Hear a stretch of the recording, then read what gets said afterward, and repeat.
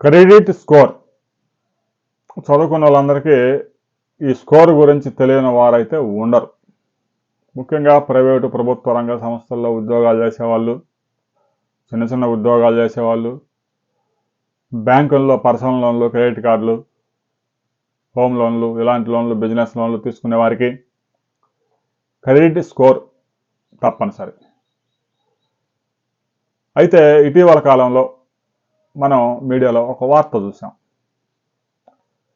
మరో 24 గంటల్లో వివాహం అనగా ఒక నవ వధువు ఆ వరుడి యొక్క పాన్ కార్డు నెంబరు అడిగి తెలుసుకొని ఆన్లైన్లో క్రెడిట్ స్కోర్ చెక్ చేసింది. వాడి క్రెడిట్ స్కోరు 711కి పడిపోవడంతో ఆమె వెంటనే ఆ పెళ్లిని విరమించుకుంది. అంటే క్రెడిట్ స్కోర్ తక్కువ ఉంటే పెళ్లి విరమించుకోవటం ఏంటి అని మీరు అందరికీ అనుమానం రావచ్చు. ఆ వధువు యొక్క ఆలోచన ఏంటంటే, వీడి పెళ్లి కాక ముందే విచ్చలవిడిగా ఖర్చు చేసి సమయానికి ఈఎంఐలు కూడా పే చేయలేకపోయినాడు. వీడు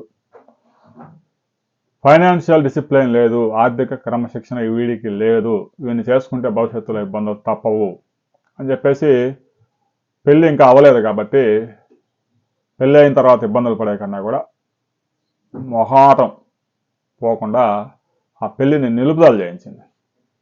అంటే క్రెడిట్ స్కోర్ అనేది కేవలం బ్యాంకుల్లో లోన్లు ఇవ్వడానికి చూసే ఒక ముళ్ళు కాదు, ఒక మనిషి యొక్క ఆర్థిక క్రమశిక్షణను తెలియజేసేది క్రెడిట్ స్కోర్. రాబోయే రోజుల్లో కూడా పూర్వకాలంలో మాదిరి పెద్దలు కుదిర్చిన వివాహాలు కాదు కాబట్టి ఆన్లైన్ వేదికలు వచ్చాయి. ఇక సోషల్ మీడియాలో పరిచయాలకు కూడా పెళ్లిళ్ళ దాకా దారితీస్తున్నాయి.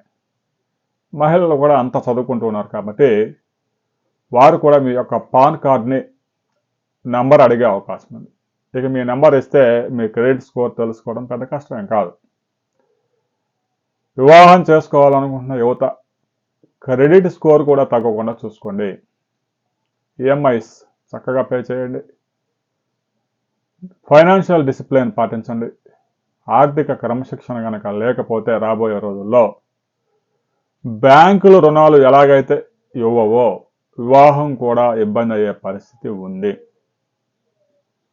ప్రస్తుతం తాజాగా మనం కొన్ని ఉదాహరణలు అయితే చూస్తూ ఉన్నాం. రాబోయే రోజుల్లో ఇవి మరిన్ని పెరిగే అవకాశం ఉంది. ఎవరైనా సాంప్రదాయబద్ధంగా కూడా మీకు వివాహం చేయడానికి పిల్లనిచ్చేవాళ్ళని కనుక వస్తే మీ పాన్ కార్డు తీసుకొని వెళ్ళి మీ క్రెడిట్ స్కోర్ కూడా చెక్ చేసే అవకాశం ఉంది. ఇప్పటి వరకు ఇలాంటి పాన్ కార్డులు ఆ వివరాలు పిల్లనిచ్చేవాళ్ళు అడిగేవారు కాదు. ఇక నుంచి మనం ఏదైతే మీడియాలో చూస్తున్నామో ఆ వార్తలు చూస్తూ ఉంటే మీ హిస్టరీ మొత్తం, ఫైనాన్షియల్ హిస్టరీ మొత్తం లాగే అవకాశం ఉంది. కాబట్టి క్రెడిట్ స్కోర్ కూడా తగ్గకుండా చూసుకోండి. సమయానికి మీకు భవిష్యత్తులో మంచి ముందడుగు వేయడానికి ఉపయోగపడుతుంది. లేదు అంటే ఇబ్బందులు తప్పవు.